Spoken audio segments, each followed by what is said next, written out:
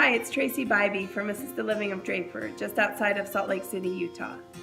No matter what part of the country you live in, I'd like to talk to you today about the things you need to look for when choosing an assisted living home for your parent, grandparent, or other loved one in your life. There are a lot of things to consider before the process even begins. For most people, price comes to mind first, although that's not the most critical piece. It is expensive to live in assisted living today.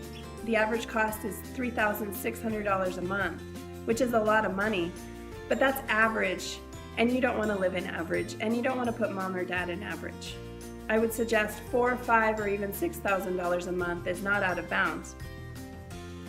Now that's a lot of money, and I know a lot of seniors didn't even pay $5,000 a month for their first home, let alone a month of assisted living with one bedroom and shared space. So I get it, it's expensive, it's not free, but you do get what you pay for. Location is a critical piece because you're less likely to come visit unless it's conveniently located. Mom or dad will already be there, but unless it's convenient for you, you won't come visit. And we always encourage the family of our residents to come visit. And if that's difficult for you to do because of location, then you're less likely to do it. So if there's a lot of traffic to get there, if it's far out of town, you won't do that. And we always want families to come visit. So I would suggest a home that's close to your work or where you live. Next is the home itself. When you walk in the home, does it smell good? Is it clean? Does it feel like home? Because it will be your loved one's home. That first impression when you walk in is important. Private and communal spaces in the home. Private spaces, meaning the bedroom. Is it a semi-private, private, or shared bedroom? Most seniors today share a bedroom, but you can pay a little more and have a private bedroom for your loved one if that's important to you. Closet space in that bedroom is important. Most seniors don't bring a lot of belongings to assisted living, so perhaps that space doesn't need to be very big, but is the closet adequate for your loved one's belongings that they want to bring? The bathroom, is it shared or is it private? Is it a half bath or 3/4 bath? If it's a shared bath, how many residents share that bathroom? If it's private, does it have a bathtub or a shower? Most seniors don't take bath, they take showers. So is that shower a roll in, roll out? You can pay, say, $500 more and have a private bath, and your loved one would have a sense of privacy and independence if that's important for you guys. So the bathrooms is an important thing to think about. There's obviously a kitchen and dining area. Does it smell good? Is it clean? Does the food taste good? Sit down and have a meal. The shared living spaces, is it conveniently laid out? Are there comfortable couches, magazines? Are there private communal areas where families can have private conversations? These are all things to think about.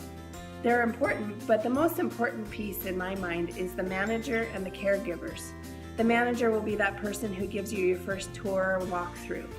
I suggest an important tip is to go more than once to the home.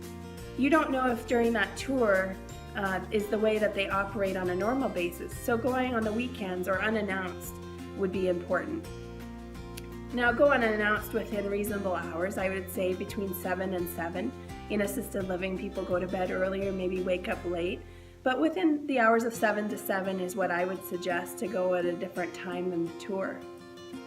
Caregivers are the most important part to me because they'll be with mom and dad day in and day out.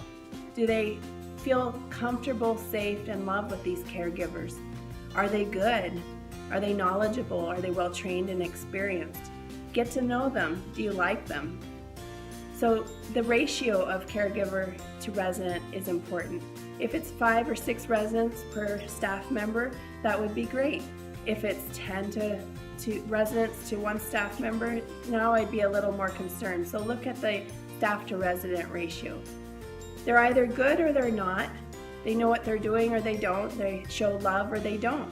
It has nothing to do with price that you're paying for your loved one to be there. It's whether the people that work there are competent and loving. So get to know them and get to know who will be with your loved one day in and day out. Another piece that's important on the caregiver front is they're an awake staff. This is staff that's an awake staff at night. For an emergency situations, they'll be there in a split second, or is there not? That would be something to consider. Get to know them, but don't cross the line from professional to private relationships. Don't share cell phone numbers, that sort of thing. Keep it professional. The caregivers are there to care for the whole house, not just one individual resident.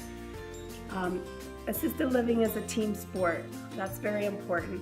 When you find a home, you want to find a team that you can work with, that work with you.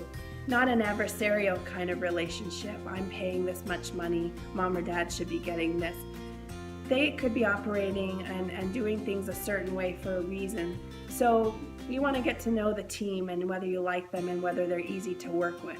But please keep in mind it is a team sport, and the relationship with your loved one should be treated that way when getting them into assisted living.